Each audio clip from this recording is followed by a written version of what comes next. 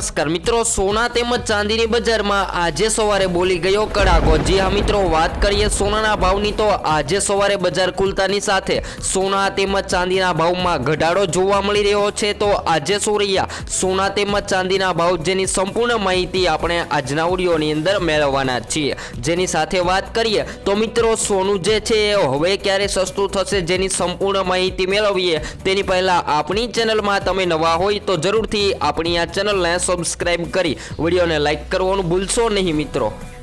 તો મિત્રો, છેલ્લા ઘણા બધા દિવસોથી સોના તેમજ ચાંદીની બજારમાં વધારો ઘટાડો જોવા મળી રહ્યો છે। જ્યારે આજની વાત કરીએ તો મિત્રો, આજે સામાન્ય ઘટાડો જોવા મળી રહ્યો છે। જ્યારે ચાંદીના ભાવની વાત કરીએ તો મિત્રો, હવે ચાંદી જે છે એ ફરીથી 1 લાખની સપાટી કુદાવી દીધી છે। અને આજના તાજા ચાંદીના ભાવની માહિતી મેળવીએ તો આજે ગુજરાતના શહેરોની અંદર 1 ગ્રામ ચાંદીની કિંમત આજે તો સવારની અંદર 100 રૂપિયા જોવા મળી રહી છે। જ્યારે 10 ગ્રામ ચાંદી 1004માં, જ્યારે 100 ગ્રામ ચાંદી 10,040માં, જ્યારે 1 કિલો ચાંદીની કિંમત 1,04,000 રૂપિયા જોવા મળી રહી છે। જ્યારે આગળ વાત કરીએ તો મિત્રો, તમે પણ તમારા શહેરના સોના ચાંદીના ભાવની માહિતી મેળવવા માંગતા હોય તો જરૂરથી કોમેન્ટ દ્વારા જણાવી શકો છો। આગળ વાત કરીએ તો મિત્રો, 22 કેરેટ સોનામાં પણ આજે સવારે ઘટાડો જોવા મળી રહ્યો છે। જેની વાત કરીએ તો આજે 22 કેરેટ સોનાની અંદર 1 ગ્રામ સોનું 7,889માં, જ્યારે 10 ગ્રામ 78,890માં,